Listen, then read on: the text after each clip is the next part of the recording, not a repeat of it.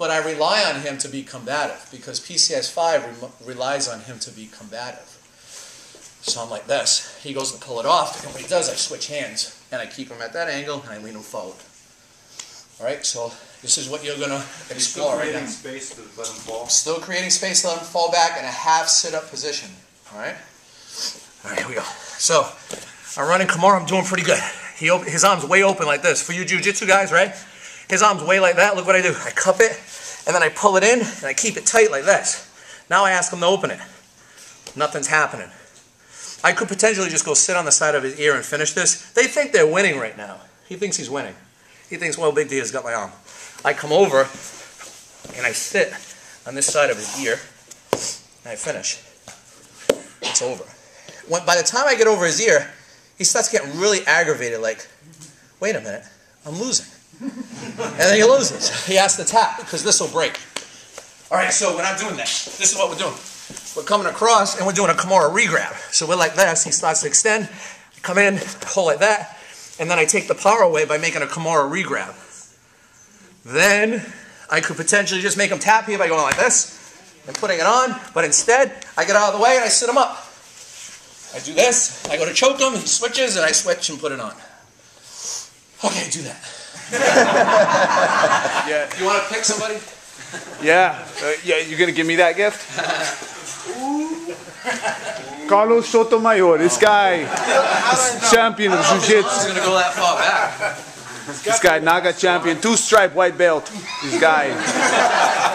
I'm running my Kimura piece, and I pull the piece in, and I take his strength away. I ask him to open his arm. He can't get his arm open, but just in case, I bring the arm over like this. Now I ask him to open it. Nothing's happening. Now it's that Indian choke piece, all right? I did it before.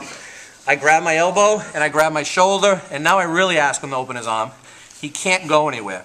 So I change my lower body to position 1, and my upper body stays the same. It goes like this, and it rips the arm out. That's it. For you jiu-jitsu guys, take this leg, it's this one, which is my left, put it over his temple, and then pick him up. And it's in there. All right? So you don't even have to leave. Center and leave. Why is that important? Because MMA guys love that. And the reason why is we're working this arm, and he extends his arm straight, like that. I circle it in, and I pull it back to center, and I put the Indian choke on. Now, he thinks he's doing all right. He's fighting with me, moving around, move around a little more. I'm controlling that hip.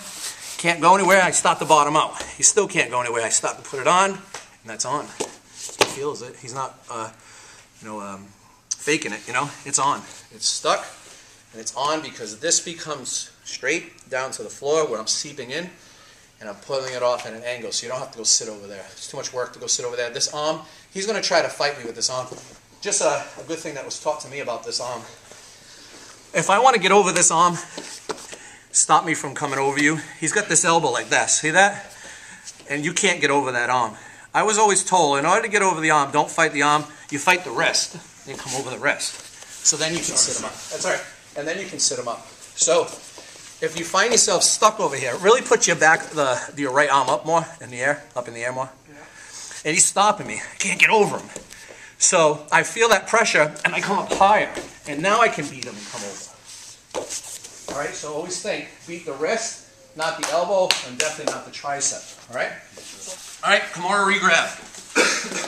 Kimura regrab says I took his power away, he can't do anything. I get out of the way, and I assist him up. Now I get behind him. Anybody know about eyes, ears, throat yet? Where's Dr. Steve? Right? Same idea, right? Eyes, ears, throat. It's on. Right? 9 out of 10 times that works, Run it like that. So that's how that piece gets him up. Want to see something else? Watch this. Like, this is stuff that I get off the top people, and then I'm a martial art pirate. I steal all that stuff, but I give them all the credit for it too. All right, this goes like this. This goes like this, and then you do this, right? Remember this before? Well, you do this instead, and then you smash him on the ground. I'll bring you a T-shirt. I have a T-shirt in the car just for letting me smash your head on the ground.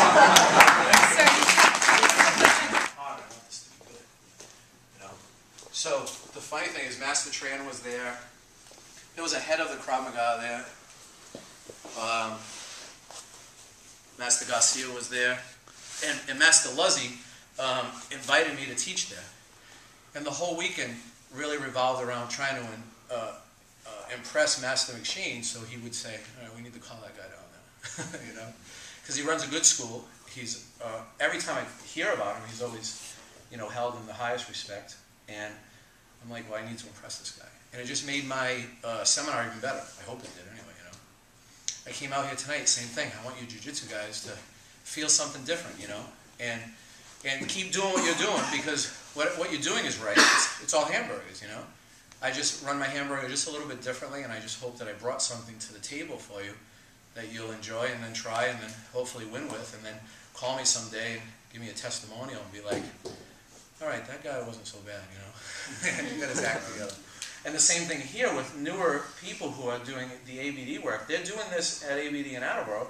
You guys are doing it here, and I'm not going to come here and go, well, they're yellow belts, so we're just going to teach them positioning. You should be able to do it. There's no reason why you can't do it. You have a brain, you have a body. Remember this. Submission fighting is putting your body in a position that causes his or her body pain. That's all it is. So however you do that, it's pretty much up to you. And that's it. Yeah, you got to train hard and keep doing it. And back to what I said about Evander Holyfield and Royce Gracie. In order to get good at your sport, you got to do your sport. There's nothing wrong with doing strength training, condition training.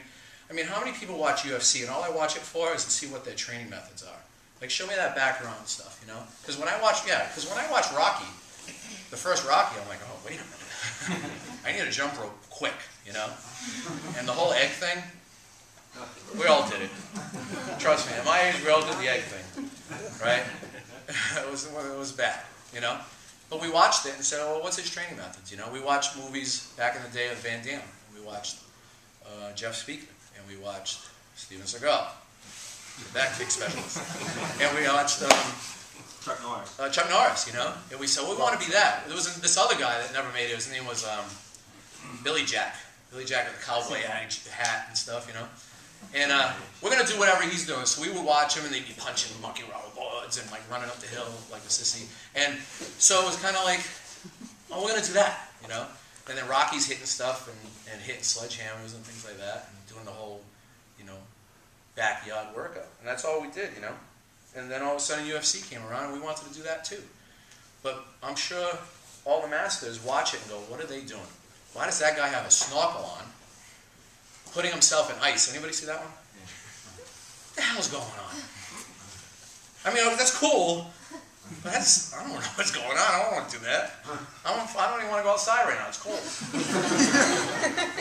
So just do your art, do your sport, and enjoy doing your sport, and then just keep doing it. And I would encourage you to, I've seen these guys roll tonight. I don't even have to see you. I'm a professional. I know within the first 5 minutes of whether or not you know what's going on or you don't. It's just the way it is. Remy Priestis would like that. I'll tell you a quick story about Remy Priestis. Remy Priestis would come out on the floor and say, we're all going to test today. He was the father of Modern Anis. He was a stick fighter who taught Modern Anis, which is basically a stick fighting jiu-jitsu program. And he was the best at it. He had 300 people at seminars, and everyone loved him because he made people feel like they could do it. And I bring that with me here. So Remy would come out and just say, all right, this is what you're going to do. You're going to go out, you're going to move your stick around for the first 5 minutes of the test. And then after that, we'll go through all the forms, the katas, the self-defense techniques, the disarms, and all that stuff. Do you know that in the first 5 minutes he knew who was passing and who was failing? He was a professional. So he just watched and said, all right, that guy's pretty good with the stick. He's moving, he's looking forward, he's looking in the air, he's fighting in the air, he's fighting guys on the ground. That guy's passing. That guy's failing because he's there going 1, 2, 3, 4, 5 because you read it in a book, you know, or saw it on video. It's not, you know, you got to love it, and it's going to be in you. You guys love it. It's in you. Your jiu-jitsu's in you. It's in them too. They just don't know it yet.